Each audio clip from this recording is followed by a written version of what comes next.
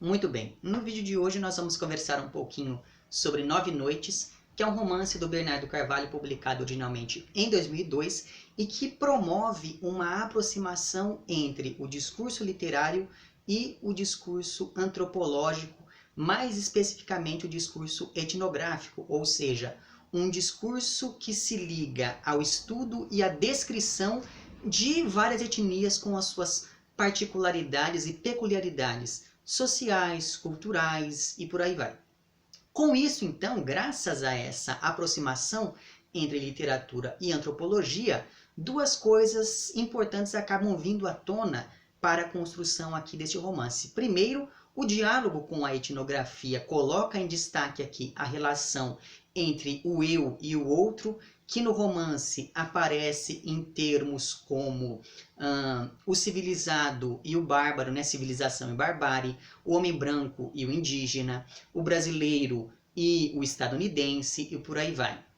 Esse é o primeiro dado importante aqui sobre Nove Noites, pensando nessa aproximação entre literatura e antropologia. E a segunda coisa é que, graças a isso, o romance acaba se aproximando também de uma estética que é bastante importante e bastante significativa para a literatura brasileira, porque essa estética acaba estando na base da formação de uma suposta identidade nacional nas nossas letras. Eu estou falando aqui do indianismo, que dá relativa centralidade à figura do índio, mas sempre a partir do olhar do homem branco.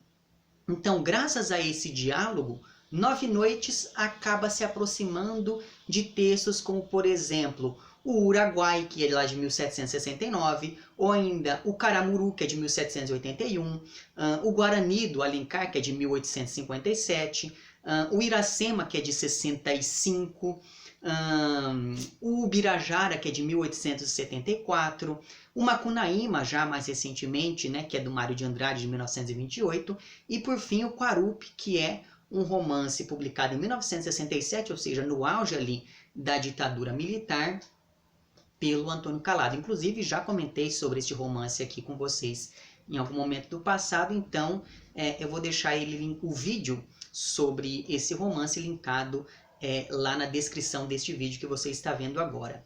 Então veja aqui, mas apesar de todo esse diálogo com esses romances anteriores, existe aqui uma diferença bastante significativa entre Nove Noites e essas obras que o precederam e que eu fui mencionando aqui, dentre várias outras que eu acabei deixando de mencionar, evidentemente. Porque se lá em Iracema você tem, por exemplo, o sacrifício do personagem indígena, agora é o homem branco quem será sacrificado. Com isso, então, esse romance ele apresenta um tema ligado a essa ideia do nacionalismo, mas ao mesmo tempo ele desenvolve esse tema a partir de uma ideologia que se afasta desse mesmo nacionalismo. Então veja que aquela relação entre o eu e o outro se dá mesmo em termos estéticos aqui neste livro, porque existe esse eu nacional do romance indianista tradicional e existe esse outro que se apresenta aqui nesse novo indianismo, digamos, proposto pelo Bernardo Carvalho neste seu romance de 2002. Então, diante disso tudo, por conta de todas essas discussões, o romance acaba se articulando a partir de duas linhas narrativas. Na primeira dessas linhas, nós vamos entrar em contato com a história que é real mesmo do antropólogo americano Boel Quinn, que chegou ao Brasil em fevereiro de 1938, aos 27 anos de idade, com a intenção de realizar algumas pesquisas de campo entre tribos indígenas, como por exemplo, deixa eu passar a moto, como por exemplo, os Trumai, do Alto Xingu, e mais tarde os Craô, do interior do Maranhão. Um ano e meio depois dessa sua chegada, no dia 2 de agosto de 1939, ou seja, um pouco antes do início da Segunda Guerra Mundial, o Boel Quinn acabou cometendo suicídio enquanto voltava ali à cidade depois de ter deixado a tribo. Só que antes de cometer esse suicídio, o Boel Quinn escreveu 7 cartas para familiares e colegas de trabalho, só que em nenhuma dessas cartas ele chegou a explicar o porquê estava cometendo suicídio, de modo que várias hipóteses acabam cercando esse evento. Então, algumas pessoas dizem que ele cometeu suicídio porque ele estava com sífilis, outra porque ele não conseguia lidar com a própria homossexualidade, outras pessoas sustentam que ele não estava conseguindo lidar com seu desejo quase incestuoso pela irmã, outros dizem que ele não estava conseguindo lidar com problemas familiares advindos da separação dos pais. Outros diziam que é por conta de problemas econômicos, por conta de pressão da sua profissão, etc, etc. Porque afinal de contas nós estamos falando de um rapaz de 27 anos que já era, sim, um dos grandes nomes de sua área, então provavelmente isso acabou mexendo com a cabeça do rapaz, né? Então tudo isso fica dito ao leitor na primeira linha narrativa. A segunda linha narrativa ela se passa mais de 60 anos depois, e ela trata de um jornalista que em 12 de maio de 2001, ou seja, um pouco antes da guerra ao terrorismo, que começou ali com o atentado às Torres Gêmeas em 11 de setembro de 2001, não é? E com isso perceba que existe um paralelismo, um espelhamento entre o passado com o início da Segunda Guerra e o presente com o início dessa guerra que se dá por outras vias, mas enfim, então no dia 12 de maio de 2001, um jornalista fica sabendo de toda aquela história sobre o suicídio do Buell Quinn e decide investigar as circunstâncias dessa morte para poder entender o que levou um rapaz jovem e bem-sucedido em sua área a se matar de maneira tão bárbara, de maneira tão violenta, porque o modo como o Buell Quinn se matou foi realmente assim um modo bastante chocante, bastante horrível. Só que, por mais que esse jornalista, que será um dos narradores aqui do livro, pesquise e mobilize todas as suas fontes, ele começa a perceber que ele não vai conseguir encontrar a verdade sobre esse suicídio por meio desse discurso oficial, porque o discurso oficial é bastante lacunar, é bastante incompleto. E por isso, esse jornalista decide lá pelas tantas que ele vai usar toda a sua pesquisa para escrever um romance. E assim, por meio da ficção, é que ele tenta se aproximar da realidade. A partir então dessa aproximação e a partir da configuração dessas duas linhas narrativas é que se estrutura o romance. E cada uma dessas linhas vai ter um narrador diferente. E esses narradores, por sua vez, eles vão se revezando na construção dessa trama e possuem uma relativa independência, ainda que o discurso de um complemente aquilo que faltou no discurso do outro.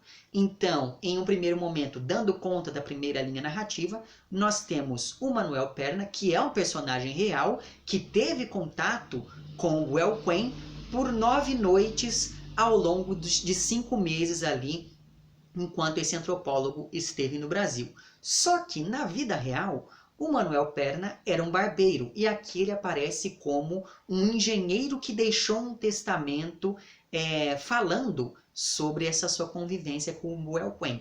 Então, nesse testamento constam os registros desse convívio que o Manuel teve com o Quinn ao longo desses 5 meses, ao longo dessas 9 noites, mas também esse testamento também traz ali algumas fabulações, digamos assim, que esse Manuel Perna fez a partir desse convívio. Ou seja, esse primeiro narrador estabelece uma confusão entre a realidade, por ser um personagem real, e a literatura, porque ele vai usar uma linguagem mais próxima do literário, daquilo que nós consideramos como sendo o literário.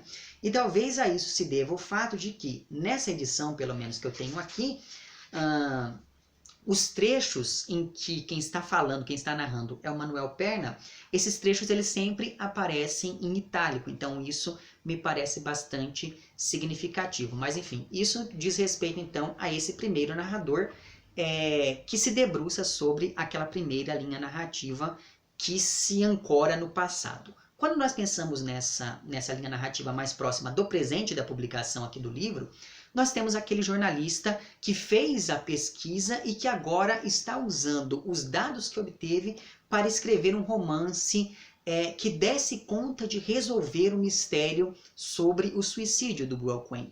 Ora, com isso, esse segundo narrador também acaba estabelecendo uma tensão entre a literatura, porque esse narrador é uma pessoa de papel, digamos assim, ele não existe na vida real, e a realidade.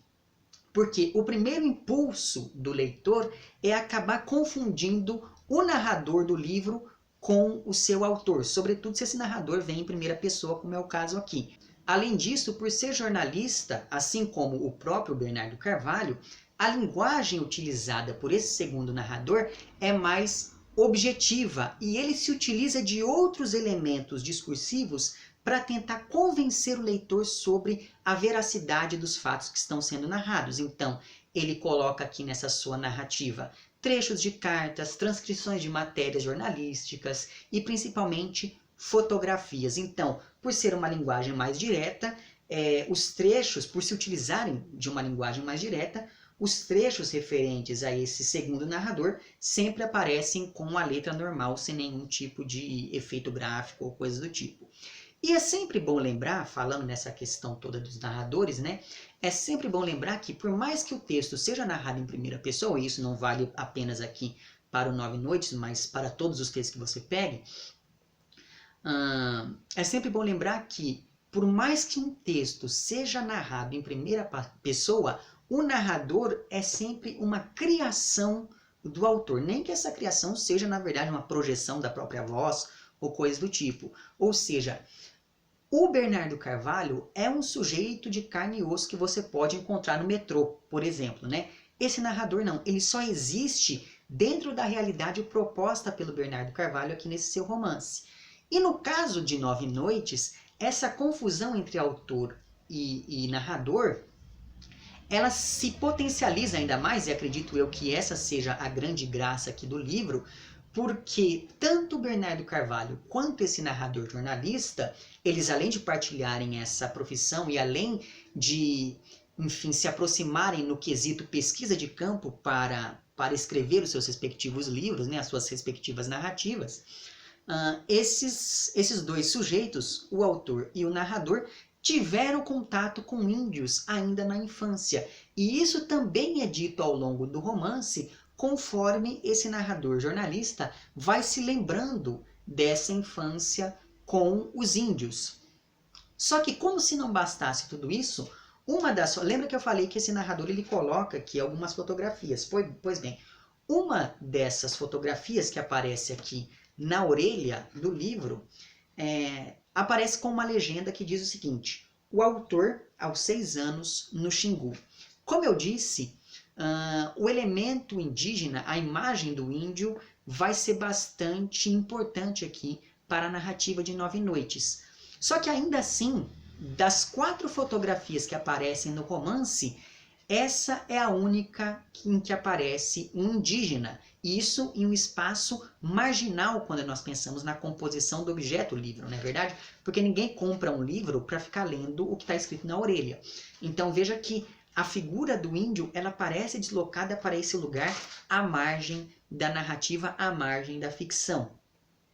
Só que isso, evidentemente, acaba fazendo com que o leitor fique hesitante entre considerar isso como sendo ou não parte dessa ficção que foi sendo construída ao longo do romance. Além disso, não se sabe aqui qual é a etnia deste índio.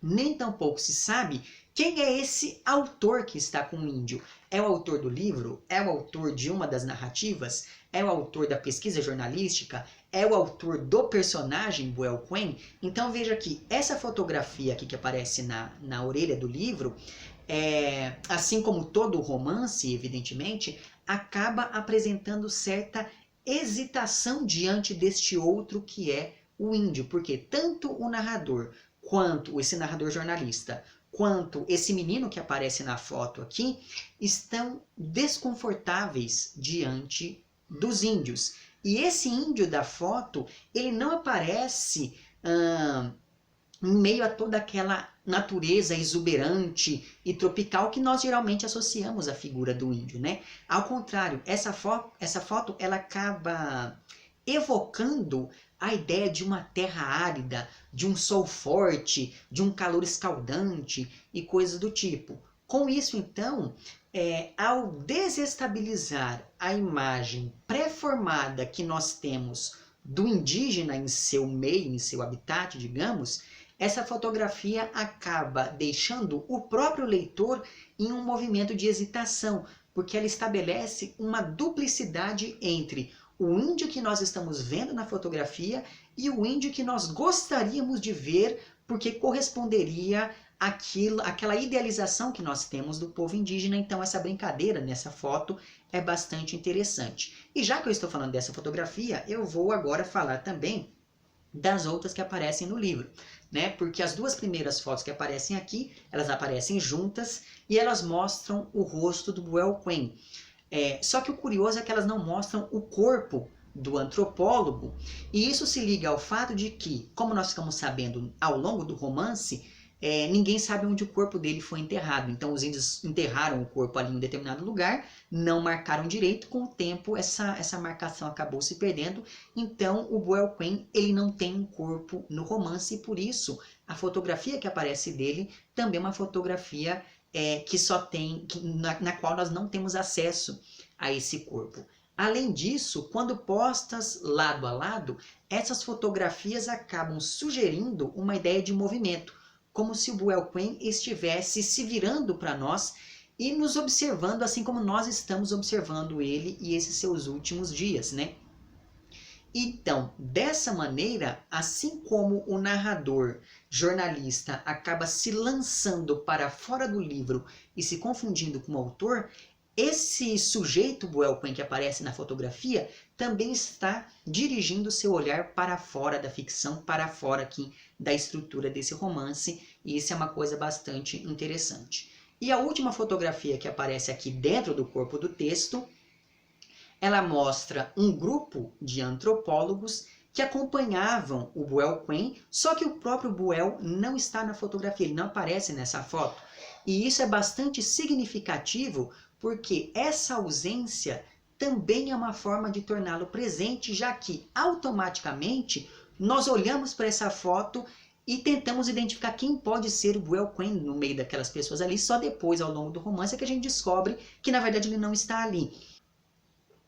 Portanto, quando o Bernardo Carvalho insere essa fotografia em particular na estrutura do romance, ele acaba nos mostrando que é possível manipular tudo, inclusive a maneira como nós olhamos para a imagem do real. Porque essa fotografia, ela mostra alguém que não estava ali.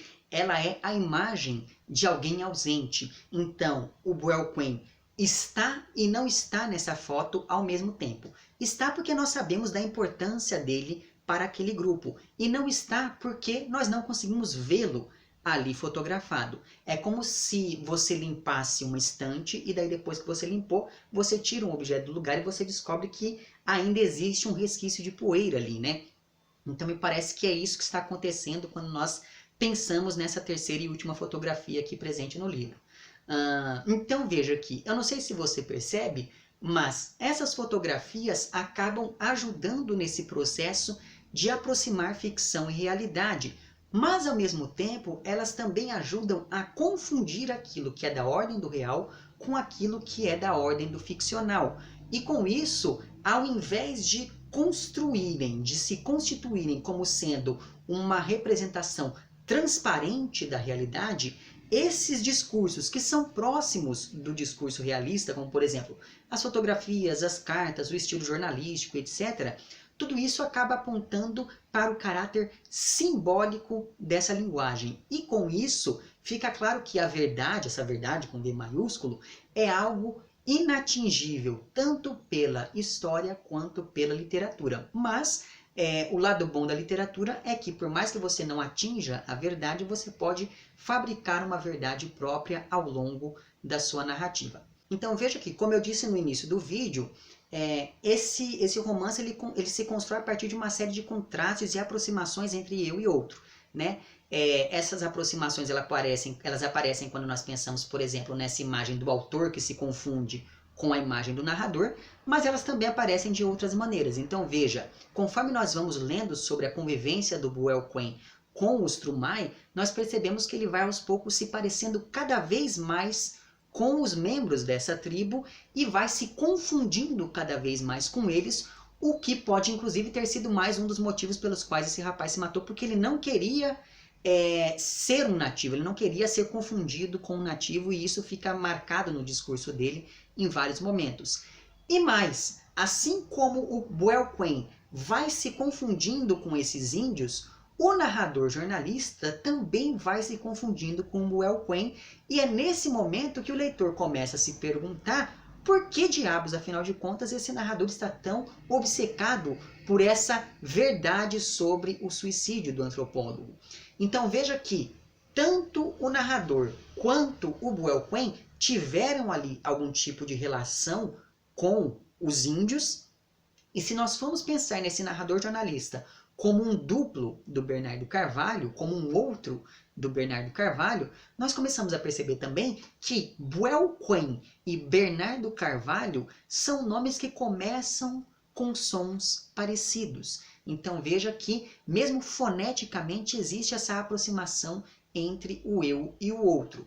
Portanto, Nove Noites é um romance que rasura e brinca com essas categorias de autor, narrador e personagem, porque essas três vozes elas vão se embaralhando, elas vão se confundindo ao longo do romance. Então, o autor se confunde com o narrador, que se confunde com o Buell Quen, que por sua vez se confunde com os índios. E com isso, nós temos posta em cena toda aquela discussão sobre o eu e o outro, sobre o dentro e o fora, sobre o bárbaro e o civilizado, sobretudo quando nós pensamos que os índios aqui é que vão acabar paradoxalmente representando a civilização, algo que vai na contramão de toda aquela discussão indianista no Brasil, mas enfim, porque os índios eles apresentam essa civilização em contraste com o ato bárbaro cometido pelo Buell Quen no momento do seu suicídio, né, graças à maneira horrível como ele se mata. Então veja que essa questão do eu e o outro aparece em vários momentos ao longo do romance. E além disso, como eu também disse, esse romance se liga a toda essa discussão do indianismo, que é um tipo de literatura ligada à identidade do Brasil. Pensando nisso, então, em toda essa circularidade, toda essa confusão presente na estrutura dessa narrativa, é como se o Bernardo Carvalho nos mostrasse que a identidade é algo dialético, é algo construído a partir de jogos entre contrários, de um jogo entre elementos opostos. E essa verdade, essa identidade, são elementos tão construídos aqui ao longo do romance que mesmo as fotografias mais confundem do que explicam as coisas. Na verdade, essas fotografias aqui, elas fazem tudo, menos explicar quem são essas pessoas que aparecem nelas. E isso porque, como eu disse também, é possível manipular até o modo como a gente enxerga a realidade, já que mesmo aquilo que existe de mais objetivo ainda precisa da nossa subjetividade para funcionar, digamos. Com isso tudo, nós temos aqui em Nove Noites um romance em que, primeiro, nós não sabemos o que é verdade e o que é mentira, o que é real e o que é ficção, o que é antropologia e o que é literatura. Segundo, nós temos aqui um romance em que a figura do escritor se confunde com a figura do antropólogo, graças a esse processo de pesquisa de campo para construir a narrativa.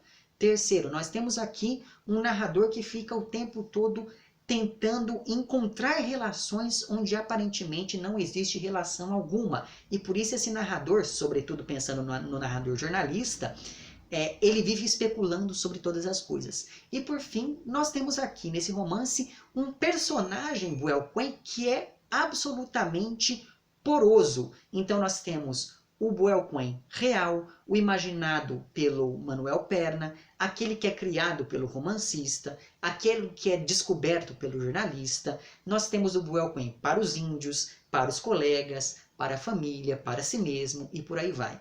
Portanto, fica aqui a minha recomendação desse livro. Não é um dos livros mais fáceis que você vai ler, mas ainda assim é um livro bastante interessante. Eu não sei se eu já tinha mencionado isso para vocês em algum momento, mas esse daqui é um dos meus livros preferidos da nossa literatura, justamente por conta de todas essas brincadeiras que ele vai fazendo. Então, recomendo fortemente, certo? Eu vou deixar lá embaixo o link para onde você pode encontrar o livro, daí comprando pelo link você me ajuda, aquela coisa toda. E para além disso, eu vou também deixar um artigo que foi escrito por um amigo meu, o Renan, em que ele se debruça de maneira um pouco mais detida sobre essa questão das fotografias aqui no romance. Inclusive, algumas das coisas que eu fui mencionando aqui, de certa maneira, já estão presentes lá nesse texto do Renan. Então, confira porque é um trabalho bastante interessante, certo? É isso então, vemo-nos no próximo vídeo e um aplexo.